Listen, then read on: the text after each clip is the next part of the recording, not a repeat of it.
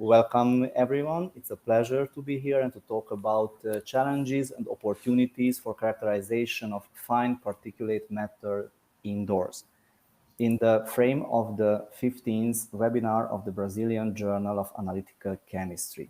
Why it's important to study indoor air quality. Indoor air quality, it's a hot topic nowadays due to the global warming, because global warming has led to the development of energy-saving buildings, which are characterized by low exchange rate, air exchange rate. And the other big problem is why do we have these type of energy-saving buildings? Because people nowadays spend more than 90% of their lives indoors.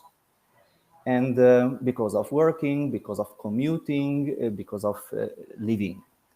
And this is why the number of the articles dealing with indoor air quality has significantly increased, and the main investigated places are dwellings, schools, universities, museums, and hospitals. I hope that the slide change it's working. Also, now I'm on the third slide. Please tell me if it's frozen. If we look at the indoor air pollution sources, we can appreciate from this slide that this is a quite complex issue. So the type of pollutants, of course, can be gaseous, inorganic, organic, or the pollutant can be also particulate matter. And also the profile of the pollutants and the sources will depend a lot on the indoor environment. And in a house, for example, in a dwelling, so what we have kitchen, living room, bathroom, bedroom, and we have to take into consideration if it's workplace, like an office, we have other sources like electronic devices, office supplies, and further on. If you would like to classify the air pollutants, we can classify them according to the source, the mode of release, and the chemical composition and size. If we are looking at the sources, we can say that we have primary air pollutants, which are originating from direct emission into atmosphere, or we have secondary air pollutants due to the reaction with an atmospheric pollutant, namely ozone or nitrogen oxides. If we are looking at the mode of release, we are talking of indoor air pollution or outdoor air pollution, and we can see that their profile is different. For example, indoor air pollution arises mainly because of activities such as cooking, less smoking, and air conditioning, while in the case of outdoor air pollutants, the main source is the industrial activity and transportation. If you look at the chemical composition and size, we can say that we have, as I mentioned before, gaseous air pollutants, inorganic, organic, and particulate matter, which are solid or liquid aerosols. But the problem is even more complex if we try to go in depth. So, for example, in the case of primary sources, the primary sources can, as I said, be due to indoor emission for activities such as building material, furnishings, cleaning activity, combustion from cigarette smoking, gas stoves, incense or candle burning. Then we have also activities such as cooking. And please do not forget that humans, our skin, our clothes, can also be a source of a primary indoor air pollutants. And of course, is a huge topic also, the indoor air pollution due to microbes. And another part of the primary sources is due to infiltration of the outdoor air pollutants into indoors, but we have to think not only of ozone or nitrogen oxides, but also of mineral dust. As regarding the composition, you can see that there are a myriad of chemical compounds that that can be identified or determined in indoor environment. For example, we have volatile organic compounds, chlorinated molecules, amines and phthalates, cholesterols, a lot of compounds. So there's a lot of work to be done. If we are looking to the secondary sources, as I told you, it's mainly due to a chemical reaction. The chemical reaction can be an addition with chlorine or chlorination, or because of the bleaching because of the detergent use and so on. Then we have nitrosation with nitrous acid in the indoor air community. It's called HONO. And we have also reactions between ozone and already formed indoor air pollutants. And usually there is a distinction, difference made between ozonolysis, which leads to the formation of Cree intermediates like carbonyls, carboxylic acid, secondary ozonides, hydroperoxide esters. And also another part of the oxidation with ozone does not involve ozonolysis, like, for example, reaction between cooking oils with ozone, or the skin oil that we have on our skin, terpenes, or polyaromatic hydrocarbons. Also to this category belongs the photodegradation and photolysis, which involves mainly surfaces. It's again a very, very complex issue. As I told you, that it's important to take into consideration the human, the building material, all the surfaces that can act as sink, or they can also release or pollutants, or on the surfaces can happen chemical reaction. And we also have mechanical processes like human walking or airflow leading to generation or a suspension of dust carpet fibers. The topic of my presentation is mainly determination of particulate matter. I like very much this figure on the particulate matter because it shows how tiny are these particulate matters in comparison with the human hair. And we know that, again, we are talking about aerosols. We can talk about condensation aerosols, dispersion aerosols, fog, haze, mist, smoke. So it's very, very complicated. And according to the size, usually we say that atmospheric aerosols are liquid or solid particles, as I mentioned before, which have a diameter less than 100 micrometer. But the most important, most dangerous are those particles, especially which are less than 10 micrometer in diameter, because these particles can enter directly into our bloodstream, can enter into the lymphatic system and to the lungs, and from there they can be transported directly to other organs because of their high solubility. And the focus in the previous years was mainly on the determination of PM10, where the aerodynamic diameter of the particle is less than 10 micrometers. But nowadays, the focus is mainly on PM2.5. You can see it's even more dangerous than the PM10. And if we are looking at the chemical composition of the aerosols, it's again a very, very complex issue. So we have carbonaceous materials, we have metallic oxides, glasses, inorganic anions, which all influences the composition. Then we have a lot of processes like coagulation, diffusion, the reaction, the scavenging with precipitation. After coagulation, the bigger particle can undergo to sedimentation. So again, this is a very complex issue that has to be taken into consideration when someone would like to deal with PM analysis. And I don't know what's the situation in Brazil, but in Hungary we had several severe problems with asbestos and with radon, which nowadays hopefully has been solved. But it was also a very, very serious problem in the 80s.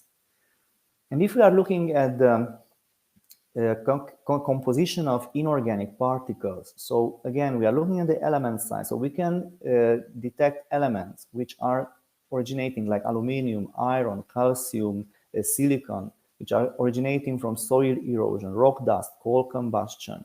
We have also marine aerosols. Again, the PM composition in cities next to the oceans, next to the sea, is completely different from the landlocked countries, like, for example, in Hungary. Then we have a lot of elements which were introduced by human activities. And then, as I told you, the problem is that due to the condensation of water, other changes can occur. For example, atmospheric ammonia as pollutant will be converted into ammonium. Nitrogen oxide will be nitrogen dioxide will be disproportionating. One of the products is nitrate. Or from the elements introduced by human activities, from bromine, we get hydrogen bromide, from chloride, HCl. From, again, we get from sulfur, sulfate or sulfide. So it's very, very complex issue, but it's good to know in order if someone would like to perform source apportionment after the measurements. The organic issue, it's even more complex. We have several compounds. We have neutral ones like hydrocarbons or polyaromatic hydrocarbons. We have neutral compounds which are oxygenated like aldehydes, epoxides, peroxides, esters, quinone, lactones, and so on. But also we have acidic and basic or alkaline groups. For example, acidic are fatty acids, phenols. And from the alkaline compounds, I have to mention the acridine, which is an irritant.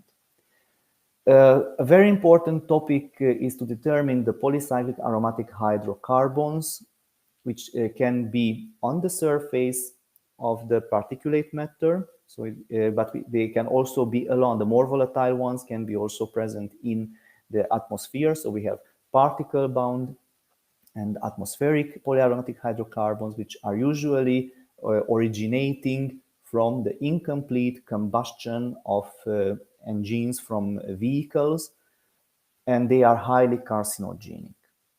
Why? So I think that I have already convinced you why it's important to perform indoor air quality studies, mainly because these indoor air pollutants are exerting an adverse health effect. These adverse health effects can be cardiovascular diseases.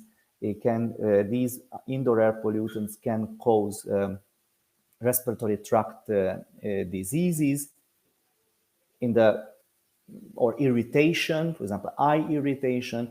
And there were also some studies where the volatile organic compound concentration in the indoor air or on the surface of the particles and lung cancer. So I think that this infographic, it's quite expressive. It's in the terms that the indoor air quality can be from 2 to 5 times worse than outdoor air quality. The US Environmental Protection Agency ranked several indoor air pollutants in the top 5 of their environmental risk list. And we can see that the number of the diseases, the illnesses can increase substantially in the case of indoor air pollution. That's why I think it's an important topic that I think that it will gain more importance in the future. If we are looking now at the PM 2.5 studies, we can also say that the number of the studies dealing with this topic has substantially increased in the past decades, and it will gain again more and more importance as the number of these buildings with mechanical ventilation or air conditioning will also increase, is expected to increase in the future. If somebody would like to sample particulate matter, he or she has to take into consideration that the build-up is again quite complex. Usually we have a press separator, we have to use a filter onto which to sample the particulate matter. We have with a certain flow rate that should be controlled by using an airflow meter. We have a lot of tubing and sampling pumps. Again, everything is dependent on the flow rate to have a membrane pump or a rotary vacuum pump. Concerning the filter media, the most popular filters are the Teflon and the quartz fiber filters.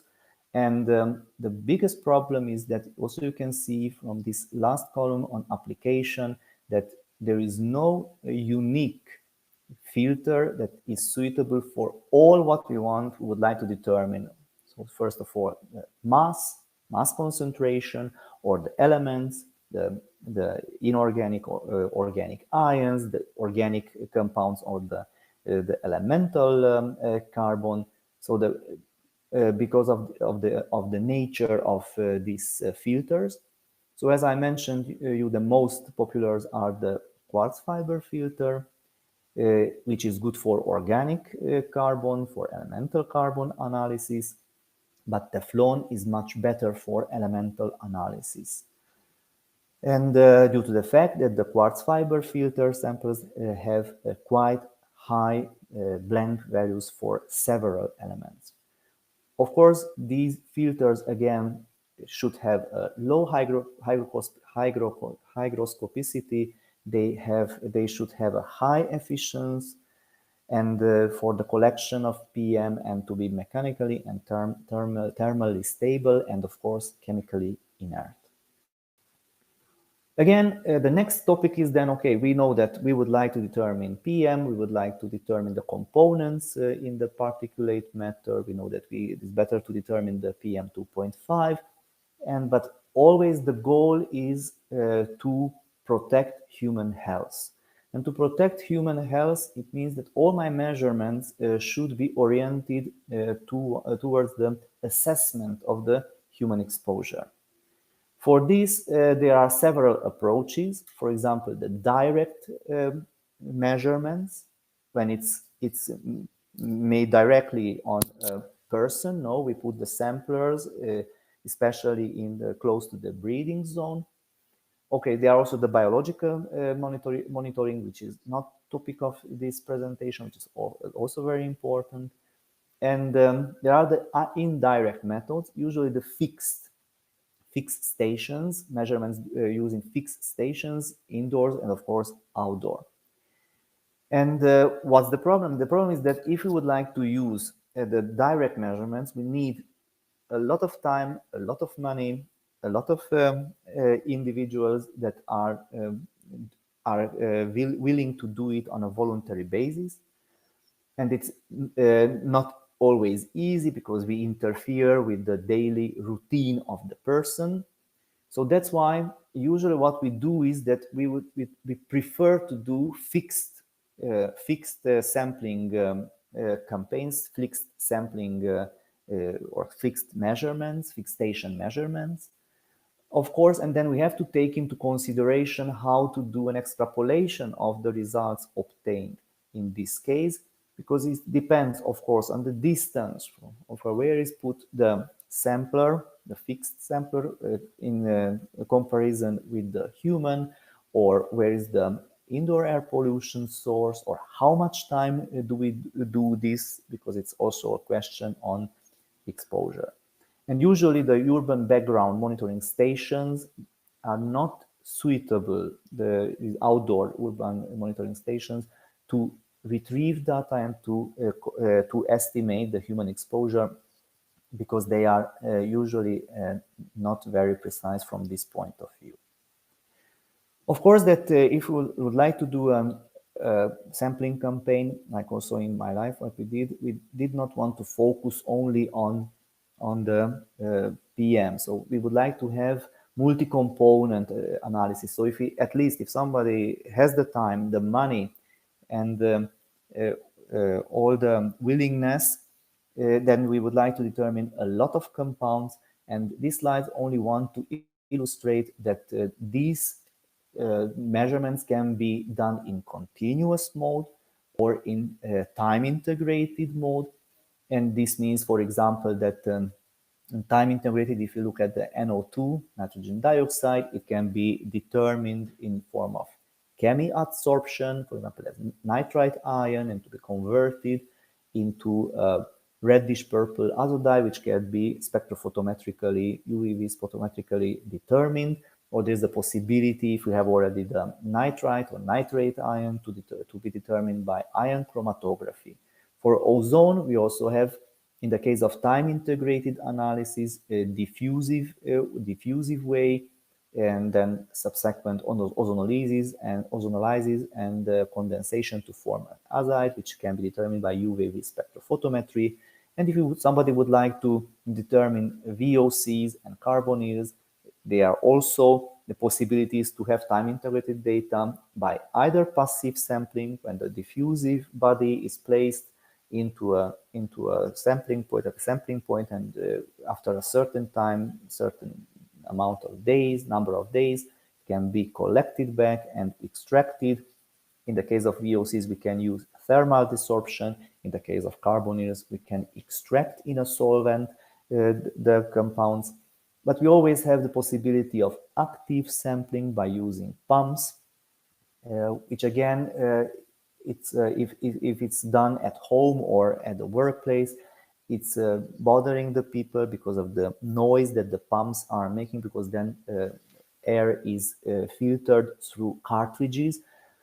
Otherwise, also those cartridges should be also extracted further on. In the case of volatile compounds, we have the possibility to use gas chromatography, nowadays usually coupled to a mass spectrometer, or in the case of non-volatile carbonyls, for example, to use HPLC, high-performance liquid chromatography, normally coupled to a UV detector. In the case of continuous measurements, for example, what is widespread nowadays is cavity ring down spectroscopy for several inorganic air pollutants. For NO2, we have also the chemiluminescence, and for the organic ones, for example, VOCs, we have the proton transfer reaction mass spectrometer, which is a quite expensive technique. And by the way, these instruments are very difficult to be placed on a sampling site. So usually it is not used in dwellings, in schools or kindergartens. Maybe so far these type of measurements are still under consideration, are mainly used in research. So as I told you that we would like to have a multi-pollutant, or perform a multi-pollutant analysis, also in the case of PM. So not only gaseous contaminants, inorganic, organic, but also for PM, we would like to get as much information as possible. So for example, I mean, the minimum thing is to determine the mass concentration. This can be determined in real time by using optical light scattering. Number of concentration, again, in real-time direct measurements.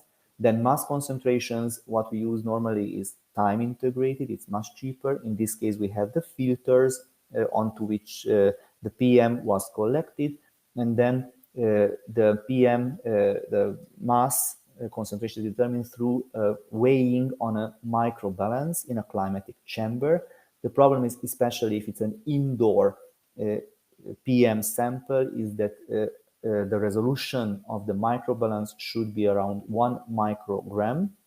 And the problem is that also the relative humidity should be very strictly controlled. So I had the privilege to do this type of measurements, and it's a quite strict protocol to let them filter into the climatic chamber for about 48 hours, to get the relative humidity there, absorb the relative humidity there, then to weigh, then to close, to perform the sampling. And then again, after sampling, the loaded filters are again placed into the climatic chamber, and the weighing will start only after 48 hours, after they have the same relative humidity as before, because we are talking about micrograms. If we are lucky, we are talking about 100, from 100 micrograms and above, if not even less. What we'd like to do, as we could see that there are several organic compounds not only in the gaseous phase, but also in the case of the filter. So it means that we cannot determine all the organic compounds. Sometimes if you want to have a quick result, what we are focusing on is the organic compound, organic content, and the elemental organic carbon or elemental carbon of the sample. For that, there are some special instruments, thermal optical transmission instruments available in some research institutes across Europe, and at least to get some information on the organic compound if we cannot do the determination of the individual. Not because of, sometimes not, it's not because of a question of finance, it's a question also that the sample amount is limited, and how to extract and how to get the information from these tiny amounts of filter materials. Then, of course, one of the aspects in the case of the multipollutant analysis in indoor particulate matter is the determination of elements. For that, usually ICP is used, at a lesser extent X-ray fluorescence. As I mentioned, the major ions in time-integrated mode can be determined by ion chromatography, and if the focus is on the VOCs, then GCMS, LCMS can be used after thermal desorption, again, which is again not common in the laboratories to have this type of units installed, equipped with the GC instruments. Another interesting topic is again that not to perform only chemical analysis to know what is the concentration of the elements, what is the concentration of the organic compound. We always try to link the result with the human exposure, with human health. And one of the things that is also important in the case of these PM samples is their oxidative potential. So usually when these very tiny particles are inhaled and they are penetrating until the lungs. So what they need is the respiratory tract lining fluid. So usually this is not dry. If we had dry esophagus, dry throat, we know what happens. It hurts. So usually all our lung surface and these respiratory tract is covered by respiratory tract lining fluid, which contains antioxidants such as ascorbate, urate, glutathione, and they are acting against inflammation, tissue injury, protein lipid oxidation. And it would be nice also to be able to determine not only the chemical composition of the particulate matter, but also to link it with the oxidative potential, if they are responsible, also which components of the PM are responsible for the inflammations or the adverse health effects. And for these two types of measurements or approaches have been developed. One is the acellular, the cell-free, and the cellular one. In the case of acellular, we have to distinguish between those which are suitable, for example, only for radicals, like the electron spin resonance or fluorescence-based techniques.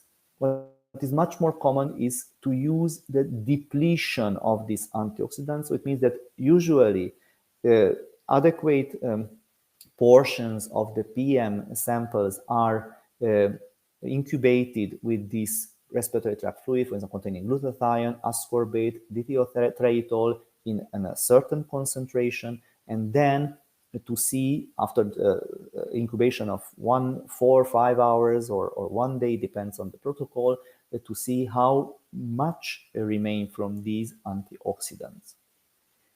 So what to do, what to have? Of course, that it would be nice to use direct measurements instruments, and especially, I don't know in Brazil, but in Europe, the European Commission favors nowadays a lot what is called citizen science, to empower, to involve the society, the members of the society into science. And one of the suitable things is that to operate with these direct measurement instruments, which are small, which people can be instructed. They don't have to have necessarily chemical knowledge or knowledge on chemistry, and to be able to use it.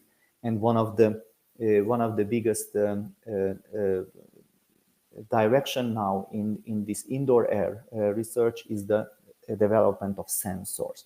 So here you can see some examples for direct measurements for example, for ultrafine particles, which are also very, very harmful.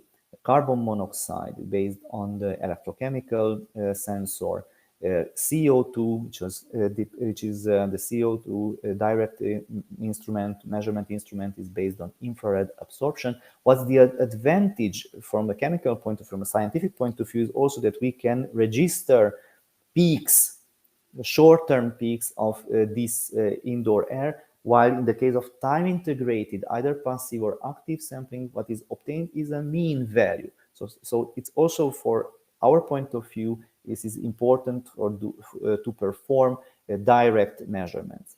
From this point of view, we have also several small equipment for ozone measurements. You can see here a personal monitoring for ozone, or one based on semiconductor sensor.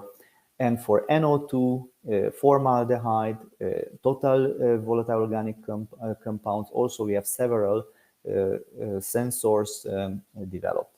And a big problem is with these sensors and this is why the efforts are made now, how to develop to these sensors to give from lot to lot, good results. The calibration of the sensors, it's a problematic issue, especially for those small ones, because these are instruments. What I showed this in this case, the situation is much more better. So as a chemist, what I prefer, to be honest, is much more either a passive sampler or an active sampler, for example, like we use for VOCs or for aldehydes. And if this is not enough, so there are still other factors to be taken into consideration when doing a campaign, a sampling campaign. Would you like to get information? So don't forget that we always have to register the temperature, the relative humidity, and the light intensity. In the case of buildings with ventilation, we use an anemometer normally. And then what we always take into consideration is, if we would like to determine the human exposure, to place all the instruments relatively at the breathing zone of an average height person. And if you want more complicated thing, is that usually we prepare a checklist before going to the sampling and choosing the sampling location, with a lot of technical data on the number of occupants, surface, type of windows, number of windows, and ventilation, and so on. And also during the sampling campaigns, we usually ask the volunteers that are present to keep a diary of their activities. And if you want to make even more complicated the things, because I said at the beginning that the indoor air quality is always depending on the outdoor air quality. So usually concomitant outdoor sampling of either PM or the organic or gaseous inorganic pollutants should be performed. Usually indoor-outdoor ratios are also calculated. So as I mentioned, there were several projects financed by the European Commission on indoor air. You can see there were about 12 starting from 1992. I had the privilege to participate into the AirMax project, not only as helping in Hungary to perform a sampling, not officially. And officially, I could also join the officer project as an official partner, and when our laboratory was responsible for determination of ozone and nitrogen dioxide in all of the sampling locations, and we also had all responsibility on the particulate matter determination. Here on this map, you can see the countries where sampling was performed. So because there were 13 institutes involved in this project, but not in every country sampling was performed. And the focus was on offices, especially on mechanically ventilated, so air-conditioned equipped offices. So what I told you, you can see that the last project, that's finished in 2013. Of course, we also asked for an extension because it was such a demanding project. Usually, European Commission gives a half a year, 1 year prolongation, extension of the project. And then by publishing everything, I think that we have finished publishing. Even last year, one of the research groups published results based on this project. So it was a huge project. It was also a huge success. I'm proud of having been part of that project. And what you can see, I cannot show you since then other project. It's not because I am lazy or I could not find that I stopped this search. It's because the fact that after the Euro Officer project was told that by the European Commission that these indoor air projects will be now a little bit put aside. There are other priorities for the European Commission, which is understandable. And this year they start, then last year there was in the frame of the new budget, new European Commission budget was also launched an application for indoor air project, but finally one project was granted, and that is dealing with sensors. What I told you, because the European Commission focuses a lot on the citizen science and on these sensor issue, because these sensors can be better used even by society members who are not trained in chemistry or indoor air or outdoor air chemistry. So if you would like to little bit to see what were these projects dealing with, they were dealing usually with particulate matter analysis, PM10, PM2.5, ultrafine particles. Also, there were a lot of focus on inorganic gaseous contaminants and organic ones. So here you can see that what classes were determined. And in the case of officer, if you are looking at the PM, in the case of officer, the PM analysis focused on, of course, gravimetric analysis, which is a must in all cases. I told you with the microbalance measurements.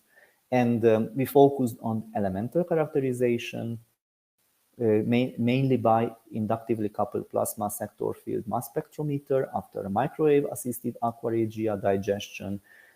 But we also always keeping in mind this human exposure, this human health. We performed on part of the PM samples water-soluble fraction analysis, inorganic ions, and also elements.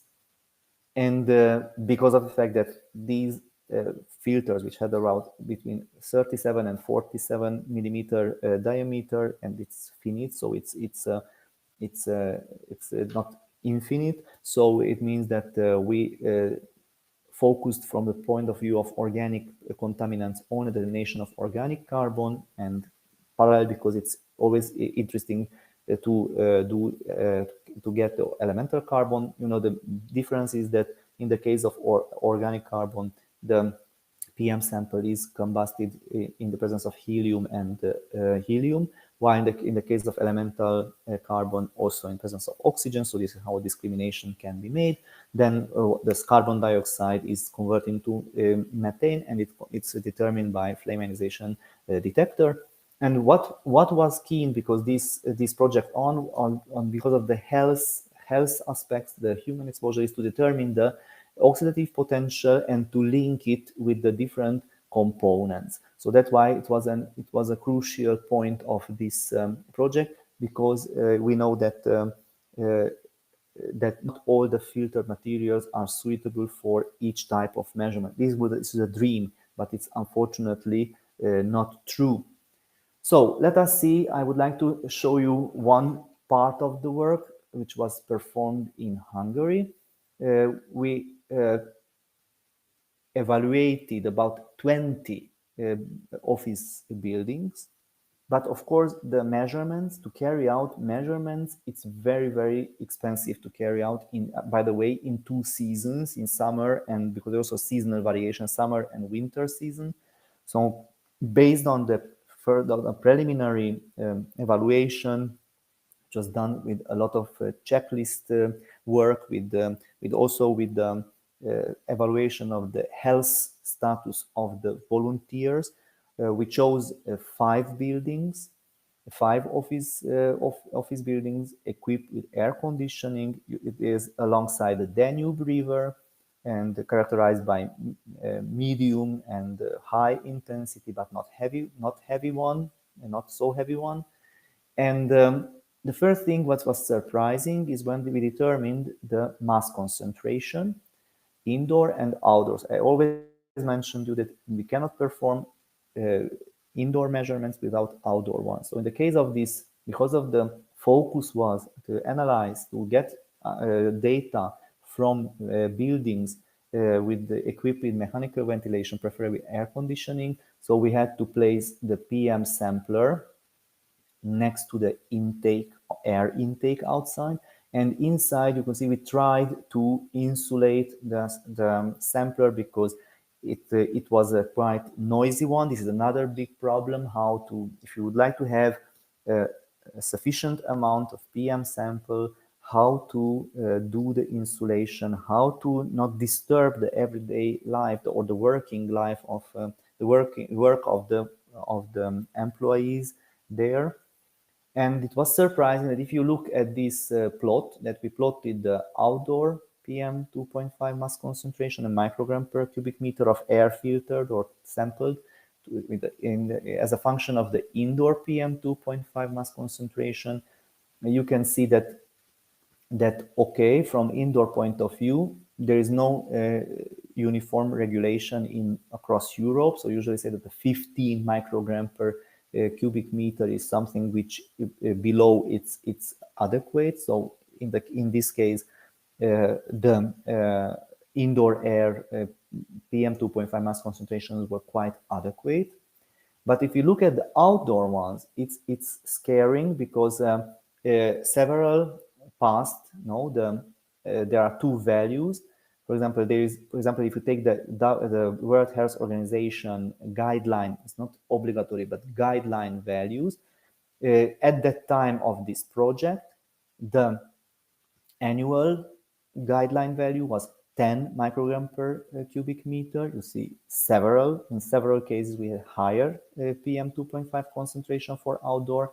And we had also a 25 microgram per cubic meter target value or guideline value, target value in Europe and guideline value according to the World Health Organization, which it means that for 3-4 days, there can be peaks of these 25 microgram per cubic meter values, but in generally yearly on a mean basis, these should not be 10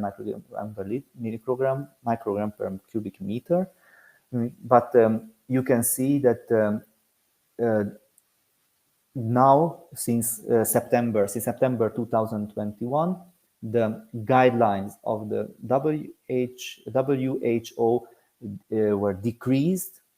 Instead of 10, now is 5 the guideline value which is recommended, and instead for the peak value, instead of 25, it's 15. So if I change now this graph, the situation would be much worse. And what we were happy, for example, happy was during the pandemic. Of course, it was a very sad period in the life of everyone, but at least in terms of air pollution, in terms of atmospheric and environment pollution, we could see that several good phenomena started. But now coming back to the everyday life, we are again in a bad situation. We are again contaminating. So still in Hungary, the outdoor PM 2.5 concentration is quite high. We cannot observe these guideline values. And the problem is that in Hungary nowadays, not industrial activity is the biggest problem, but mainly the commuting the traffic. There's a heavy traffic. Many people after the pandemic, many people do not do not use again the public means of transport. They are still using their cars, and they are still contaminating. We have several alarm issues every year in terms of PM 2.5 concentration. However, if you look if you look at these 15 values, so in many cases it was achievable. So it means that the indoor air, the air was quite well filtered. So of course, they are again in the European Commission, there is a strict regulation how to clean and to replace the filters, and that's why we can say that it was working very well. And also, if you look at the indoor-outdoor mass concentration ratio, it was almost in all cases less than 1. It means that it's no indoor activity contributing to have a polluted environment. Only in one case we had this issue, but in that case we know that we were not allowed to place the sampler because it was noisy into the office itself. We had to put it into a place, a community place where there was a soft drink machine and dispenser machine, and there was a closed kitchen. So we think that maybe mainly the walking, what I told you, the walking, the resuspension of the dust and further erosion caused this issue to have higher indoor mass concentration than outdoor. And it was really challenging. So we tried to also to sample. We were playing. No, we could not decide at the beginning which would be good, the quartz fiber filter or the Teflon filter. So that's why we did alternately. On Mondays, Wednesdays, Fridays, we use one filter material. On the other days, the next one. And we tried to focus to do the sampling only for 8 hours. Only for 8 hours. This is the work shift in the offices. So we didn't want to go beyond. And that's why we wanted to increase the amount of the PM 2.5. That's why we have the noisy equipment and not this smaller or the lower flow rate equipment.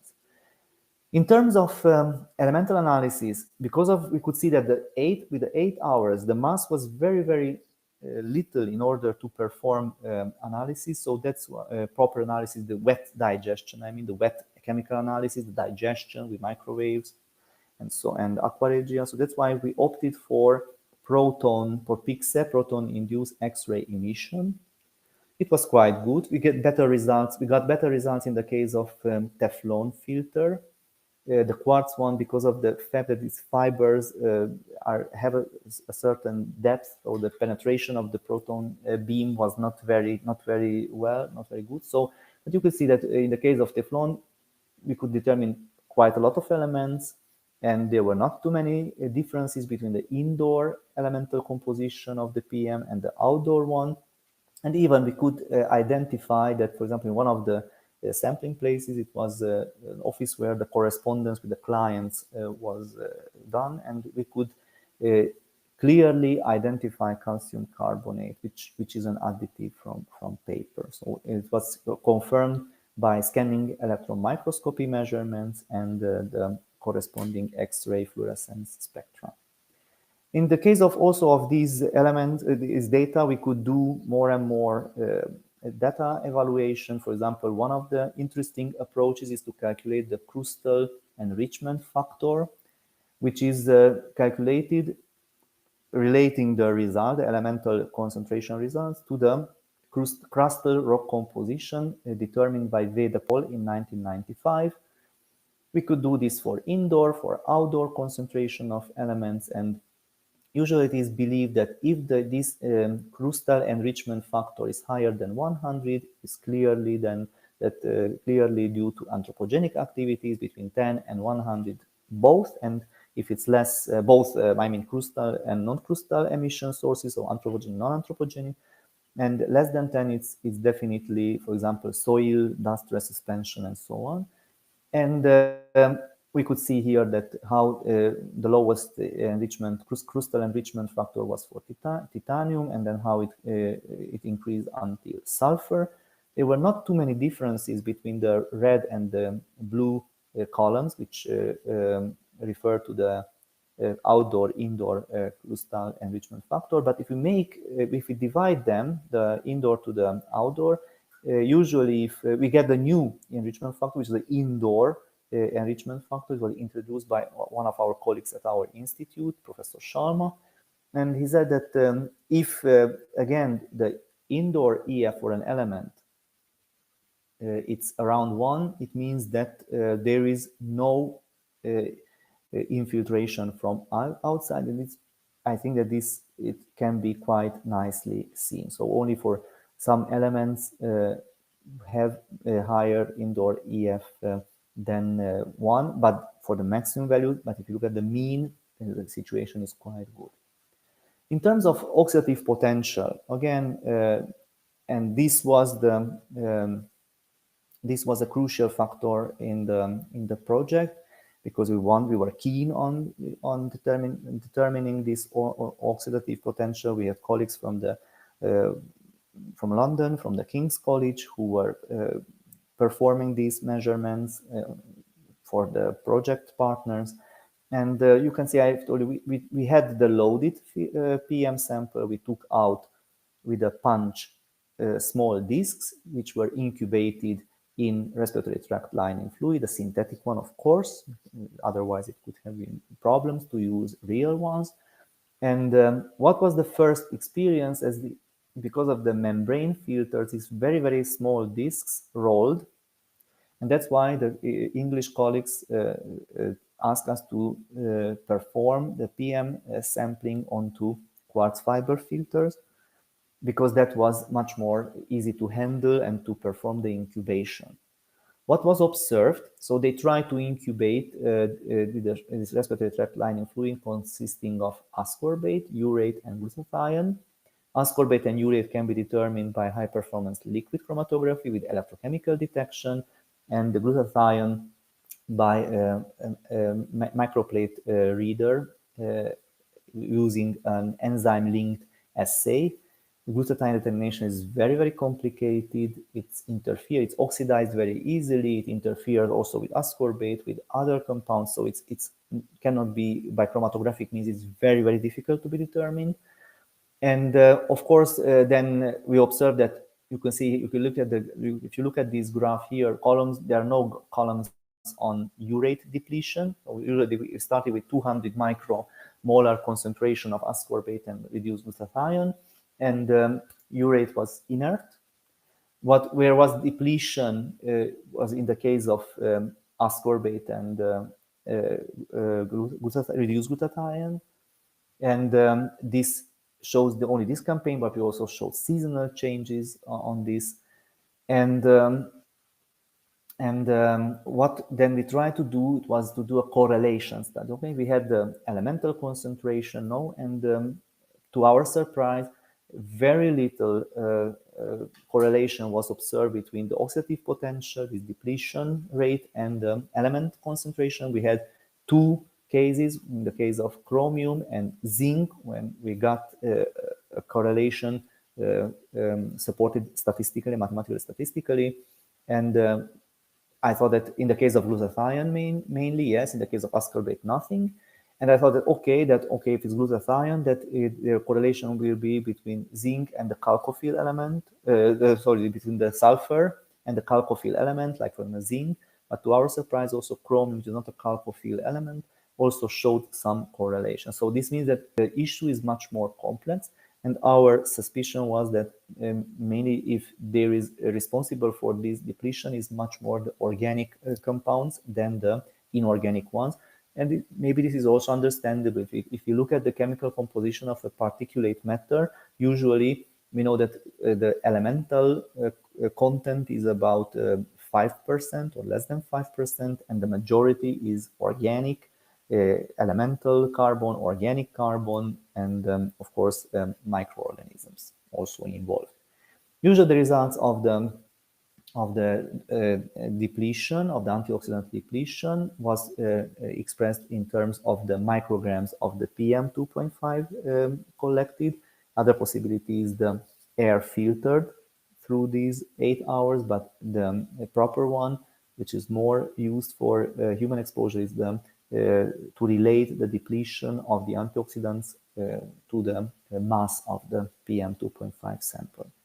So and then what was missing? What was missing in this approach was the water-soluble fraction. So we said that not only not all the elements which are dissolved or solubilized by microwave-assisted aquaregia digestion will also penetrate into the lung. So it would have been would have been nice to go further on to develop a method including wet chemical analysis. So it means that we had to switch the strategy to switch to ICP, to switch to this water extraction. We performed with isonication. The advantage is that the cations and ions can be determined, and from the same sample, also the elements by ICP-MS. We still kept the oxidative potential. We could also keep the thermal optical transmittance measurements in order to evaluate the organic matter content, and then to see what can we get, so what information can to be obtained. And the biggest problem, because the oxidative potential measurement went very well with the quartz fiber filter samples, so we opted to do the sampling onto quartz fiber filters. And then the problem what we encountered is that the huge amount of huge concentration, blank values for aluminium, for iron, for chromium, so on. Of course, that the oxidative potential also works. Oxidative potential, the measurements work also with Teflon, but that for full filter, not to cut discs. And we wanted to get as much information as possible. The good news, for example, was that we also tried to check our developed method with certified reference materials. We had 2 available, and in that case, for the aquaregia and the water-soluble portions, if we sum them, it was quite good for the majority of the elements. But I am highlighting only what is worse. Maybe it's not a good strategy to highlight what is not good in a work. No, but in the case of chromium, we observed some differences. From the certified value was 402, and we did not get these back. We think that there's a type of chromium oxide in this SRM, in this certified reference material, that it impeded its digestion, its solubilization or dissolution. In the case of the other certified reference material, it was interesting that we did not have this problem. And what was a big problem was antimony. Antimony chloride, antimony 5 chloride seems that has a high volatility because what we did, I did not mention that after the microassisted digestion, what we did is still that we evaporated almost until dryness. The whole 5 milliliter of sample that we had in these quartz inlets, and then we just suspended the sample in 5% nitric acid solution for the ICP-MS measurements, and it was a problem because some elements are volatile, and now we are doing measurements with Teflon membrane sample. Also, it's the same issue for tin. So tin and antimony cannot be recuperated if you would like to apply this evaporation method.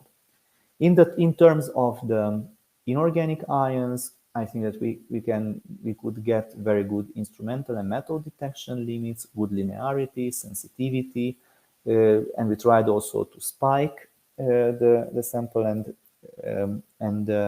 with the two concentration levels, like in the case of the elements, when I told you about the loss, it was checked also by spiking, but no problem. And then I would like to show only, this is the last data. So what was important? So with the 8-hour sampling, we were not capable of determining many elements. So we had to increase the sampling for 5 days. Then we could perform the sampling on quartz fiber filter samples. This is only because of the oxidative potential. Otherwise, Teflon membrane filter would be much more better. Then again, what was important, okay, the different locations not important, but we, of course, being a European Union project, we have sampling locations in Hungary, Italy, Netherlands, Athens, in Greece. The samples from France were broken. I don't know, so they had a technical issue with the mechanical rupture of the edge of the filter, so we could not analyze samples originating from France.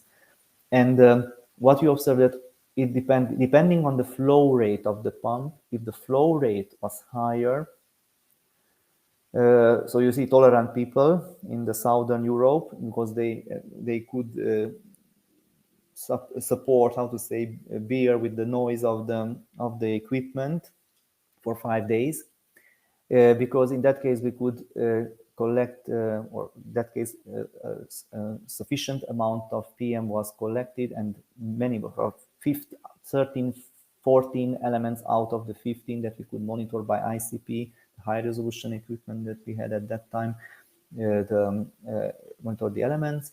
And what we identified is that at least 400 micrograms of PM 2.5 sample is needed to get some elemental information. Otherwise, in terms of oxidative potential, OC, EC measurements, we had no problem. Always the crucial factor was the determination of elements. So in conclusion, so I would like to emphasize is that we developed a method which is suitable for multi-component analysis in PM 2.5. I mean elements by ICP-MS after microassisted digestion, aquaregia digestion, or water-soluble fraction determination of the elements is also possible. Elemental carbon, organic carbon, oxidative potential, ions, the major inorganic ions. So I think a lot of valuable data could be obtained only from one filter sample, not from different filter samples. We also emphasize the importance of the determination of the water-soluble fractions, and of course, the most critical issue was the use of the quartz fiber filter, the blank values, the high elemental blank values for the quartz fiber filters, which impeded to determine as many elements as we would have liked to determine if it were relevant. And again, the critical mass for determination to be successful, it was about 400 micrograms, which could not be achieved in each situation, not during 8 hours of sampling even with a relatively higher flow rate, applying a higher flow rate. So plans for future. So officer is already gone. We are collecting the fruits of it. So I would like to go further. I use still the network of the friends, of the colleagues that we established during the officer, and now I'm also involved in a cost action project. It's also a networking project. I met other colleagues from this community. It's also a cost action project. It's a networking project on indoor air pollution. And I would like to go further one. We have a joint venture with colleagues from Italy on indoor air quality in restaurant kitchens. A big challenge, and our ambition is now to sample only for 6 hours. Unfortunately, or fortunately for them, for the cooks, that they are not working for 8 hours. They are mainly working during 6 hours. So I think we consider to have separate sampling onto Teflon membrane, or for the oxidative potential on quartz fiber fiber, but not from the same one. And the primary focus will be mainly on the organic pollutants and not on the inorganic. So the particle phase, the particle bound, and also the gas phase one, because my impression is that those 5% of element content in the PM samples, it's not responsible for, not primarily responsible for the oxidative potential of the PM sample. That's why we would like to extend the work or to focus on the organic ones. The big problem is that I am an inorganic and atomic spectrometric chemist. I wouldn't say expert. I think that I wouldn't say, even if I'm retired, I wouldn't say that I'm an expert. I think we learn every day. But I am sad because, again, I don't know why it's the situation in Brazil, but in Hungary and in Europe, there's a huge shift from the inorganic analytical chemistry to the organic one. And also this is very sad because we have those instruments like an ICP, which has to be maintained, it has to be kept alive, and I don't know why and I don't know how, because finally that what I can do is only to, like an analyst, to provide measurements, small analysis for in bigger project, but a huge project only on inorganic components of inorganic pollutants, not only in the case of PM, is not possible anymore. But this is what I learned, and this is what I like. But of course, I am open to new challenges. So I am now diving into this organic air pollutant analysis and investigation. And thank you very much for your attention.